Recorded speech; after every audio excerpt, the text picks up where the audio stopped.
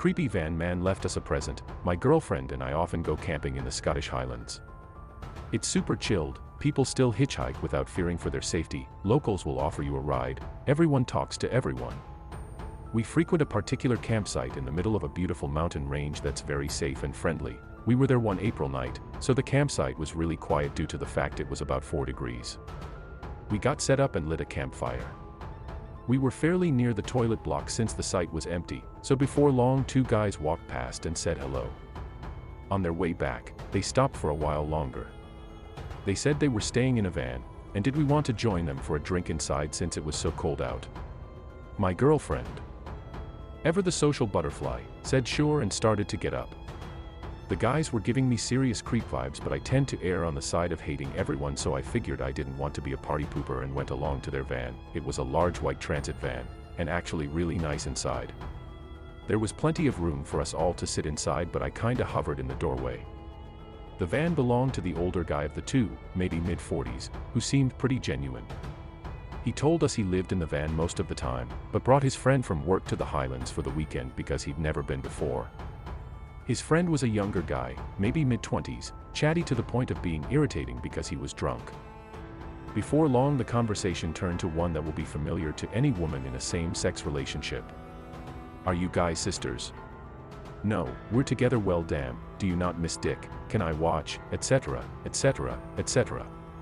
At this point we'd been there maybe half an hour and it was really pitch black outside, so we decided to call it a night. It was all very pleasant when we left, although younger guy had got pretty quiet when we said we were leaving. About 15 minutes after we got into our tiny pop-up tent, we hear younger guy saying, "Girls, let me in."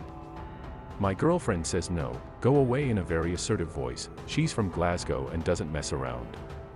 We thought he'd gone until a few minutes later we hear someone fumbling around with the zip on our tent door. I was terrified and froze, but my girlfriend grabbed the zip, which was right above our heads, and stopped him from pulling it up any further. He whispered, "We showed you a good time, now it's time for you to show me a good time."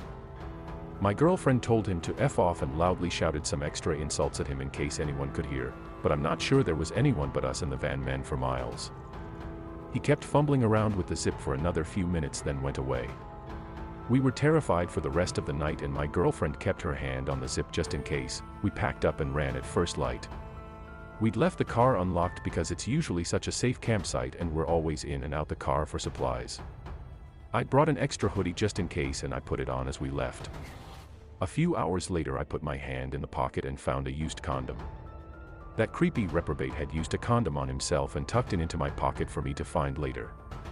The thought of him sitting in our car filling the condom gives me the heave. A few years later at the same campsite we bumped into the older guy. He smiled at us apologetically and walked away without any of us saying a word.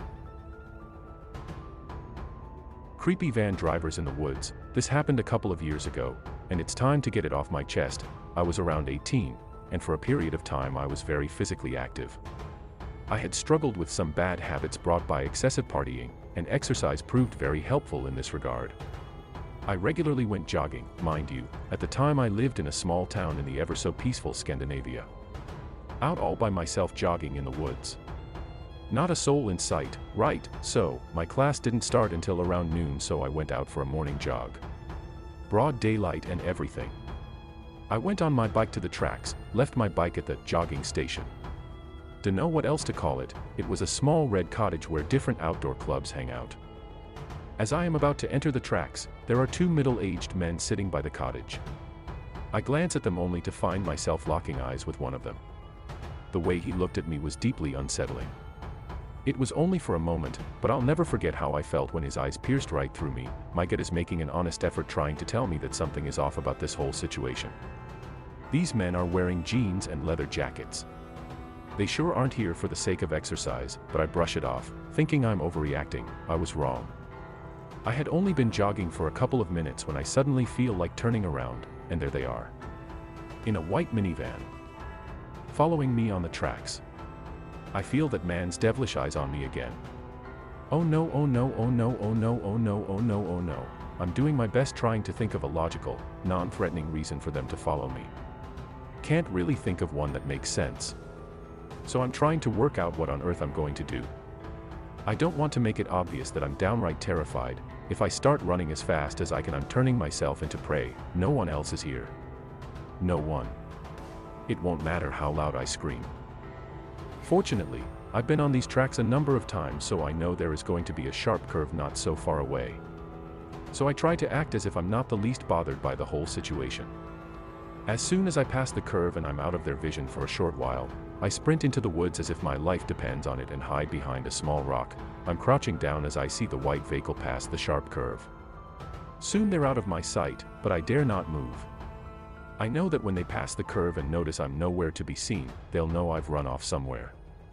After the curve, the trail is in a straight line for quite some time. They'll know I'm not on the tracks anymore.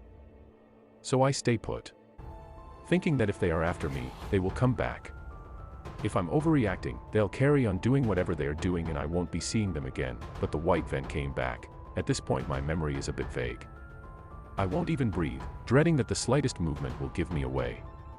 I can't fully remember if the van stopped and the dominant men went outside, or if they simply passed the curve again slowly, looking for me, but I do vividly remember when the little van went back where it came from. I was somewhat relieved, though still a bit worried. Thing is, all tracks lead back to the cottage, where these men are likely to be. I then decide to carry on deeper into the woods, glancing over my shoulder every now and then to make sure no one is there. My sense of direction is somewhat okay when I'm in forests. For some reason, I'm useless otherwise. Anyway, I know that there will be a highway if I just keep on going. I'm reaching the highway, and make my way home from there. It usually takes half an hour walking from where I live to the tracks. This journey home took 3 hours. But worth it. But I can't remember if I ever went to pick up my bike. I do not know what intentions these men had. I doubt they were good, and I do not know what was in the van. Creepy van. When I graduated from college, I moved back in with my parents temporarily while I looked for a job and housing. My parents fought all the time, and when I got tired of it I would get in my car and go for a little smoke ride. One day while my parents were fighting, I went to go clean out my car. Our little town had one Food Lion and one little car wash area next to it. This Food Lion was pretty much in the middle of nowhere, and there were lots of woods and trees around the car wash area, and there was even a little wooded path that would lead to a subdivision by the woods. Sometimes I would like to walk along the trail to take in some of the nature, so I parked my car at a car vacuum station and get out to smoke a cig before I walk the trail. I go and sit down in the grass when I see a white van pull up right next to my car at the vac station. This caught my attention because I go to this vac station all the time, and if there are only a few people there, they always use vacuums a few rows down from each other. I just found it odd that this van decided to pick the only vacuum that was next to someone, so I sat there, smoking, waiting for this person to get out of the van. I wait for about 3 minutes and realize that they didn't get out yet. I found it weird. I also noticed that the car was still running. As I was standing there, I just had an overall bad feeling and didn't want to go into the woods by myself. I decided to put out my cig and slowly walk back to my car. When I got near the car, I saw that the van had tinted windows.